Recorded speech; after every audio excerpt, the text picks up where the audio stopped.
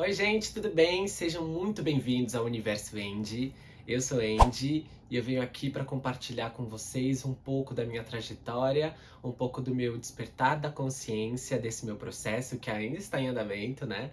Se você gosta de temas como autoconhecimento, despertar da consciência, mergulho no inconsciente, você está no lugar certo.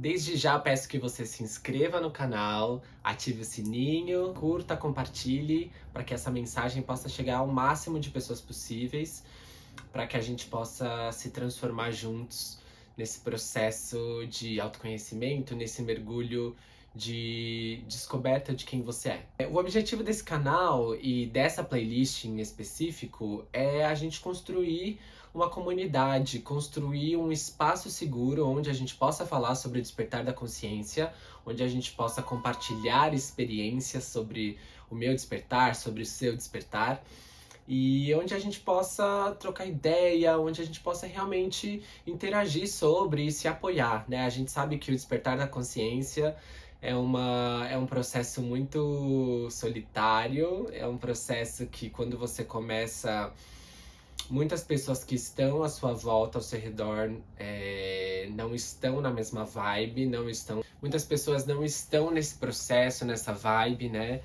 E aí a gente se encontra muito sozinho mesmo, a gente se encontra muito diferente de como a gente era, né?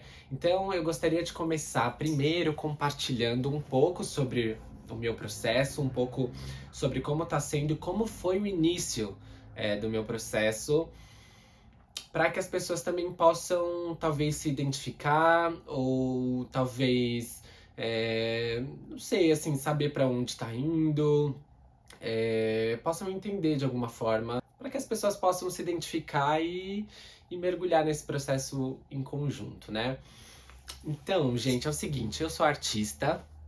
Eu sempre fui artista desde criança. Eu lembro no Natal que eu reunia todos os primos para fazer uma apresentação. Então eu separava cada primo, a gente criava os personagens, aí eu já também criava o figurino de cada primo, enfim. E aí a gente reunia a família no quintal e a gente se apresentava ali. Né? Então isso sempre foi muito natural, muito orgânico para mim, né? Esse se apresentar, esse ser artista, né? Beleza. Aí eu entrei num grupo de teatro quando eu tinha 16 anos, e nesse grupo de teatro eu passei muitos anos construindo a minha personalidade artística, né? Me entendendo como um artista, como um cantor, como um dançarino, como um ator. E foi muito válido, assim, né? Depois disso, eu passei, acho que foi de 2008 até 2015 nesse grupo.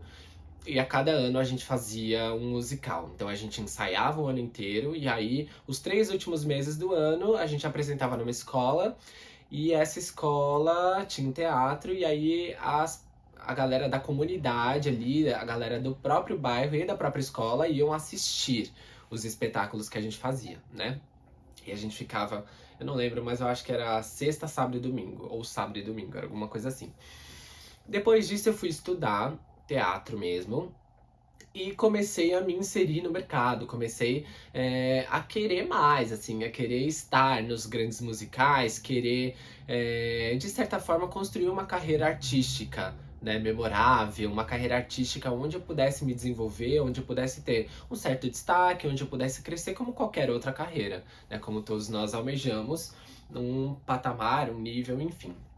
E aí, nesse processo, eu fui fazendo testes e audições e muitas vezes não passava da primeira fase. Às vezes, para entrar no musical, você precisa fazer 5 fases, 6 fases, dependendo do personagem, até 7 fases. É, E aí foi isso, assim. Então, fui fazendo os testes, as audições e não fui passando e tudo mais. Eu, dentro de mim, sempre soube do meu valor e sempre acreditei em mim, sempre vi potencial em mim, né, na minha arte.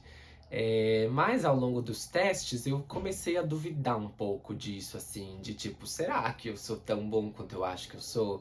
Será que é pra eu estar aqui mesmo, né? E aí foi isso que me levou ao despertar da consciência, né? saber que eu sou artista, eu tenho certeza, assim, sabe? Faz parte da minha alma, faz parte da minha expressão. Mas o universo me fez entender algumas coisas antes disso, assim, e eu ainda tô nesse processo de entendimento, enfim. Eu vivi um processo seletivo em 2024, de um musical, e fiz 5 fases de testes e passei, né? Fui passando de fase em fase, chegou na última fase, na 5ª fase, não entrei no musical. E isso me derrubou, assim. E eu era o tipo de pessoa, o tipo de personalidade que fugia de olhar pra mim, fugia dos problemas, né? Eu sempre fui de, se eu tenho um problema, eu vou fazer qualquer outra coisa, eu vou comprar uma roupa. Eu lembro que na faculdade, quando eu fiz arquitetura, eu ia mal na prova, em algum trabalho, eu ia comprar uma roupa pra me distrair, entendeu? Só que isso, né, isso me tirava, isso aliviava momentaneamente, né, mas continuava, né, não preenchia de certa forma, né. Fiz esse processo seletivo e não passei. Meses antes, eu conheci uma pessoa, comecei a namorar com esse rapaz, e quando eu conheci ele, quando a gente começou a conversar e tal, a gente começou a falar um pouco sobre mapa astral e mapa de revolução solar. O mapa de revolução solar, não sei se todo mundo conhece, mas é um mapa de quando o Sol dá uma volta inteira e volta para o momento exato onde você nasceu. Né, que é o seu aniversário. Todo ano o Sol dá uma volta e aí começa um novo ciclo a partir do seu aniversário, o seu ano pessoal, né?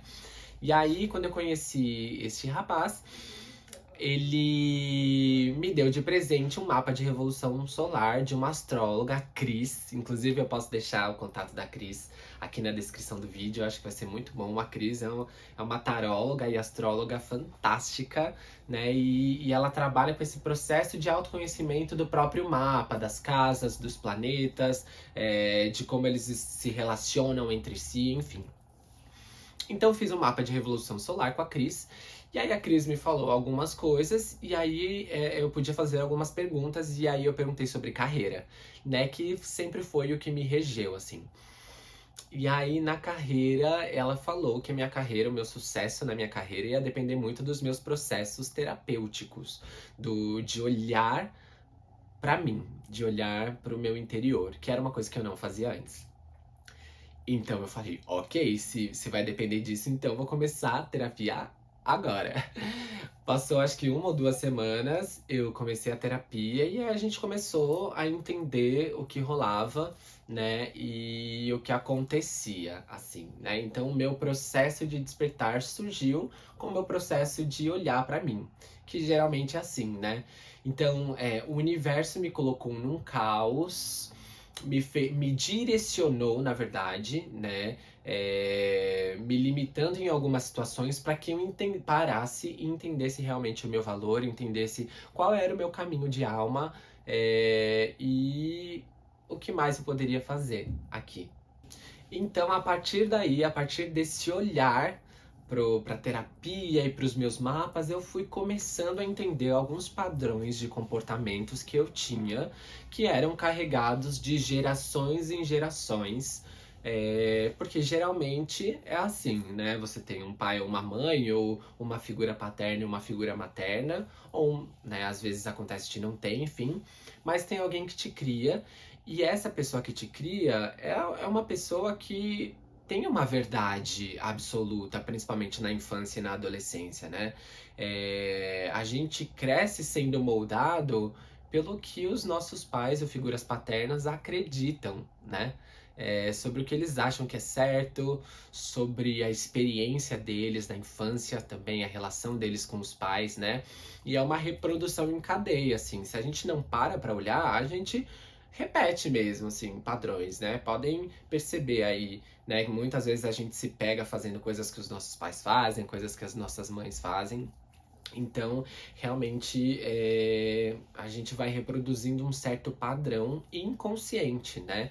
E aí, a partir do momento que a gente começa a olhar para o nosso inconsciente, a gente começa a ter escolha, sobre as nossas atitudes. Porque uma vez que a gente só age, só reage, só leva a vida de uma maneira que a gente não tá presente ou não tá olhando para isso, a gente simplesmente está repetindo coisas que a gente acredita que é o certo, ou coisas que a gente acredita que, né, devem ser feitas, enfim. Né? A gente não tem uma outra opção, é só aquilo.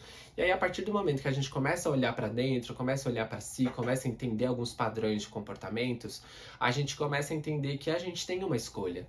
Que a gente pode realmente agir diferente, né? Isso não quer dizer que seja fácil, isso não quer dizer que seja rápido, né? É um processo realmente de desconstrução e de mudança, né? Pra gente mudar, a gente realmente precisa mudar. Né? Como que a gente muda de vida? Como que a gente constrói uma vida? Se a gente continuar fazendo as mesmas coisas, a gente vai ter os mesmos resultados, né? Então, a partir do momento que a gente entende que esse tipo de comportamento, ou esse padrão não é bom, ou não vai me levar aonde eu quero chegar, a gente começa a olhar para isso de uma forma diferente e começa a agir de uma forma diferente, né? E aos poucos, assim, eu acho que é um hábito mesmo, né? Um hábito de atitudes, de pensamentos, de emoções, né? Eu sou uma pessoa que eu fugia muito das minhas emoções, porque na infância eu achei que eu era uma criança muito sensível, uma criança que sentia demais e não estava inserido num ambiente onde eu pudesse ser assim.